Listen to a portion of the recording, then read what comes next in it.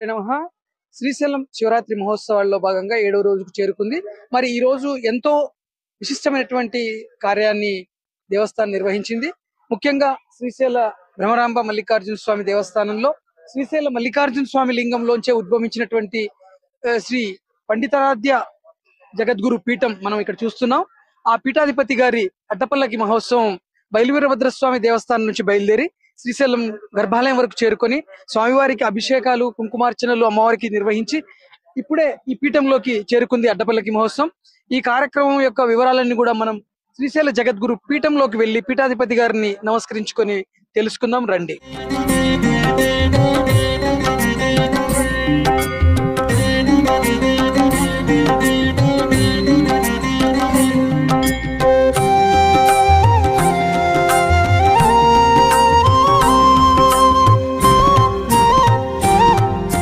ఓం నమ శివాయ. మనం ఇప్పుడు శ్రీశైల జగద్గురు పీఠంలోకి చేరుకున్నాం.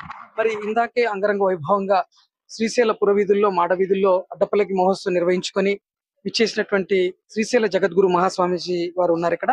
వారిని అడిగి ఈ అడ్డపల్లకి మహోత్సవం యొక్క విశిష్టతను, ఈ పీఠం యొక్క విశిష్టతను తెలుసుకుందాం. స్వామీజీ, ఈ అడ్డపల్లకి మహోత్సవం యొక్క విశిష్టతను తెలియజేయగలరు, అలాగే ఈ పీఠం యొక్క విశిష్టతను తెలియజేయగలరు?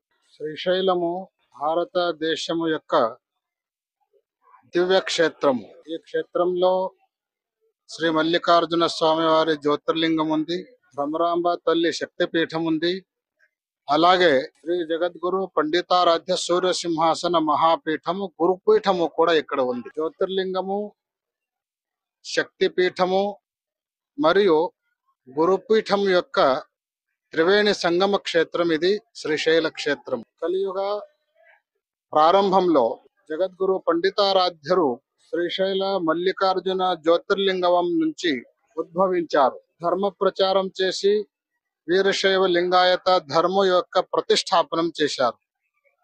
అలాగే క్షేత్రంలోనే సూర్య సింహాసన పేరుతో ఒక మహాపీఠం కూడా స్థాపించారు. సనాతన కాలం నుంచి శివరాత్రిలో బ్రహ్మోత్సవం జరుగుతూ వస్తుంది. శివరాత్రి బ్రహ్మోత్సవంలోనే సనాతన కాలంతో ఈ గురుపీఠము యొక్క జగద్గురు గారికి అడ్డపల్లకి మహోత్సవం జరుగుతూ వస్తుంది.